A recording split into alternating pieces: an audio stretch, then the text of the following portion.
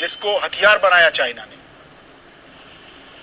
देखिए, मैं मानती हूँ कि विपक्ष का काम है कि वो प्रश्न करे, और एक मजबूत विपक्ष का जो है देश में होना बहुत जरूरी है।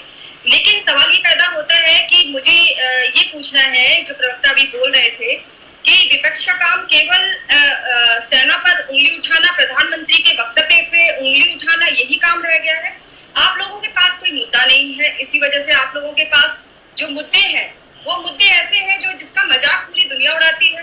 आप ऐसा प्रश्न करते हैं, आज जैसे कि राहुल गांधी जी ने ट्वीट किया कि तू इधर उधर की बात ना कर, ये बता कि काफिला कैसे लुटा। तो ये आप बताइए कि काफिला क्या आज का लुटा है? कांग्रेस ने जो बोया था वो आज देश की जनता उसे काट रही है। क्यों भूल जाते हैं कि गलवान घाटी जो है वो चीन तक पहुंचाने का काम, गलवान में जो भी समस्या बनी हुई है वो कांग्रेस के समय में बनी हुई है। अगर भारतीय जनता पार्टी आज जिस तरीके से काम करी, प्रधानमंत्री जी आए, उन्होंने समन्वय बनाने का प्रयास किया, जितने भी हमारे पड़ोसी देश हैं उनके साथ समन्वय बनाने का प्रयास किया, और इसी वजह से उन्होंने आमंत्रण भेजा। लेकिन चीन का जो एक चरित्र है वो शुरू से पता है कि चीन का चरित्र सही नहीं है। प्रयासों को जारी रखते हुए जब देखा कि हम, जैसे प्रधानमंत्री जी ने कहा कि यदि हम मित्रता निभाना जानते हैं तो हम शत्रुता का जवाब देना भी जानते हैं, और इसी श्रेणी में जो है एक एक स्टेप उठाए जा रहे हैं। किसी को अनुमान नहीं था कि ऐसी स्थिति बनेगी। अभी जो है पूरा विश्व कोविड से लड़ रहा है, और ऐसी स्थिति में जो चाइना का चरित्र है वो सामने उभर के आ रहा है। अभी जो कदम माधवी जी जो 59 ऐप्स पर पाबंदी लगाई गई है, क्या ये कदम यहीं तक रहेगा कि इसके आगे भी कदम बढ़ेगा, और कदम क्या क्या हो सकते हैं? जी बिल्कुल, शाम को आप देखिए इकोनॉमिक टाइम्स में क्या आया है कि जो कल पाबंदियां लगाई गई 59 ऐपों पर, उन ऐप की वजह से आज 30% रेवेन्यू जो भारत से चाइना को सीधे जाता था उस रेवेन्यू में कमी आई है। ये छोटी मोटी बात नहीं है। आप ये समझ लीजिए कि किसी भी देश की जो समृद्धि है वो उसकी इकोनॉमी पर भी डिपेंड करती है। अगर आज 30% रेवेन्यू कहीं से कम हो रहा है भारत के ऐप पर रोक लगाने से, तो ये एक बहुत बड़ा झटका है, जिसका रिस्पॉन्स अभी तुरंत चीनी जो है वहां से दूतावास है वहां से आ गया। उन्होंने इस बात की कड़ी निंदा की है, कड़े रूप से आलोचना की है कि हम इसको पूरी तरीके से इसकी निंदा करते हैं, और इसका रिएक्शन जो है चाइना पे दिखने लगा है। सिर्फ 24 घंटे भी नहीं हुए अभी, 24 घंटे के अंदर में 30% रेवेन्यू का नीचे आना। टिकटॉक जैसा ऐप जो एक नंबर पे रहता था पूरे विश्व में और पूरे देश में, वो आज 200 नंबर पे आ गया है। तो क्या ये एक झटका नहीं है? ये एक बहुत बड़ा झटका है। लेकिन समस्या ये है कि कांग्रेस को प्रश्न पूछना है। प्रश्न वो पूछिए जो कि जिसमें आप कटघरे पे ना खड़े हो जाए। आप एक उंगली तो दिखाने का प्रयास कर रहे हैं, लेकिन आप ये भूल जा रहे हैं कि 3 उंगली आपकी तरफ झुक जा रही है। सवाल तो पूछे जाएंगे ना, सवाल तो पूछे जाएंगे। आज भी अभी जो आप जिस ट्वीट का आप हवाला दे रही हैं राहुल गांधी के, लोग इंतजार कर रहे थे कि चाइना के हवाले से कुछ बात होगी। सवाल पूछिए, सवाल पूछने का हर व्यक्ति को अधिकार है। आप तो विपक्ष में बैठे हैं, बल्कि प्रत्येक एक आम नागरिक को भी जो है प्रश्न पूछने का अधिकार है। ये प्रजातंत्र है, सवाल पूछना ही चाहिए। लेकिन आप ये बताइए कि आप, अब तो राहुल गांधी वीडियो बना के भी सवाल पूछते हैं, लेकिन उसमें कमेंट आप देखिए, जो आम जनता उनको कमेंट करके जब जवाब देती है तो इससे पता चलता है कि राहुल गांधी जिन प्रश्नों को कर रहे हैं उस प्रश्नों की तरफ जो 3 उंगलियां हैं उनकी तरफ जा रही है कि नहीं जा रही है। एक उंगली तो वो सरकार की तरफ दिखा रहे हैं। आप किस बात पे प्रश्न नहीं करते हैं? आप प्रत्येक बातों पे प्रश्न कर रहे हैं। जब आप कह रहे थे कि गरीबों को अनाज जो है वो आगे और देना चाहिए, जब प्रधानमंत्री जी ने इस चीज की घोषणा कर दी, तब आपने दूसरा प्रश्न खड़ा कर दिया। अब 7,500 रुपया आपको गरीबों के अकाउंट में चाहिए। 1000 बार आपके सामने सारे डेटा मौजूद है जिसमें ये बताया गया है कि गरीबों के अकाउंट में पैसे भी गए हैं। लेकिन आप प्रश्न क्यों कर रहे हैं? प्रश्न वो करिए जो प्रश्न सार्थक हो, जो प्रश्न आप माधवी जी जुड़ी हुई है लगातार। संजीव जी ने एक सवाल उठाया है कि हम कितने सक्षम होंगे ऐप पर पाबंदी लगाकर। माधवी जी, 90 अरब डॉलर का कारोबार है हिंदुस्तान और चाइना का सालाना।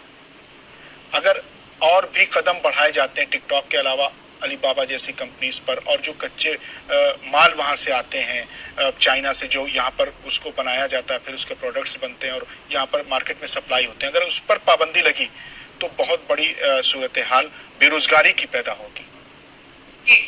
देखिए, मैंने पहले भी ये कहा कि धीरे धीरे जो है स्टेप बाय स्टेप काम हो रहा है, और ये एक साथ सब कुछ खत्म कर दिया नहीं जा सकता है कि ये सालों से जो है चाइना का मार्केट, और इसमें आपको ये देखना होगा कि यदि आप ऐसा कदम उठा लें जिससे भारत की इकोनॉमी, भारत का जो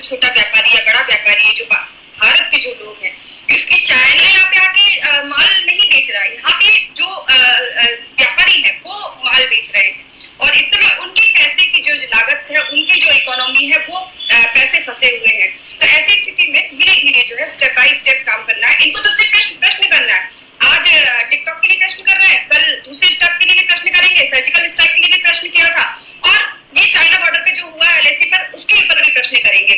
मैं सिर्फ इतना पूछना चाहती हूँ, चाइना जो आपके कांग्रेस के प्रवक्ता जो बोल रहे हैं कि ये सवाल करें, ये सवाल क्यों नहीं कर सकते हैं? बिल्कुल सवाल कर सकते हैं। आपका, मैंने बार बार कहा कि सवाल आप करिए, लेकिन आप इतना बताइए, मैं आपसे एक प्रश्न पूछती हूँ कि कौन से वो लीडर थे जिन्होंने ये कहा था कि लद्दाख में एक तिनका भी घास का नहीं उगता है, उसे चाइना को दे देना चाहिए? आप जरा मुझे इस प्रश्न का उत्तर दे सकते हैं क्या, कि कौन से लीडर ने कहा था? कितने भारत के महान लीडर थे जिन्होंने ये बात कही थी कि लद्दाख में घास का एक तिनका नहीं उगता है, तो ये जो लद्दाख है वो चाइना को दे देना चाहिए? अगर आप इसका प्रश्न का उत्तर देंगे तो मैं अपनी बात आगे भी शुरू करूं फिर। जी संजीव जी बताइए। माधवी जी, पहली बात तो ये मैं क्लियर कर दूं कि मैं कांग्रेस, माधवी जी पहली बात तो माधवी जी, संजीव जी कांग्रेस लीडर नहीं है, वो पॉलिटिकल एनालिस्ट है, सियासी तज्जियाकार है। हालांकि उनकी बातों से ऐसा जाहिर होता है, लोग कंफ्यूज हो जाते हैं। जी, मैं भी कंफ्यूज हो गई हूँ और मैं बिल्कुल ही समझ नहीं पा रही हूँ। आजकल जो भी सवाल करे सरकार से, या तो वो कांग्रेसी होता है, नहीं तो उसको नहीं, आप उससे कीजिए, मैं आपको कांग्रेस को लेना देना नहीं है। लेकिन मैं सिर्फ यही कह रहा हूँ कि लोगों ने, माधवी जी मेरी बात सुन लीजिए। पंडित नेहरू जी थे जिन्होंने ये कहा था कि लद्दाख में घास का एक तिनका भी नहीं उगता, इसे चाइना को दे देना चाहिए। उस समय उनकी बात का विरोध किसने किया था, ये भी आपको पता होना चाहिए जब आप इतनी जानकारी रखते हैं। तो मैं आपसे यही कह रही हूँ कि प्रश्न करते रहने से आप विपक्ष में बैठने की अपनी जो आपकी जो एक उम्मीद है उसको आप बांधे रखिए, क्योंकि आप लोगों ने जो कर दिया इसके बाद देश की जनता ने जिस तरीके से कांग्रेस को नकारा है, उसके बाद प्रश्न करना ही बाकी रह जाता है।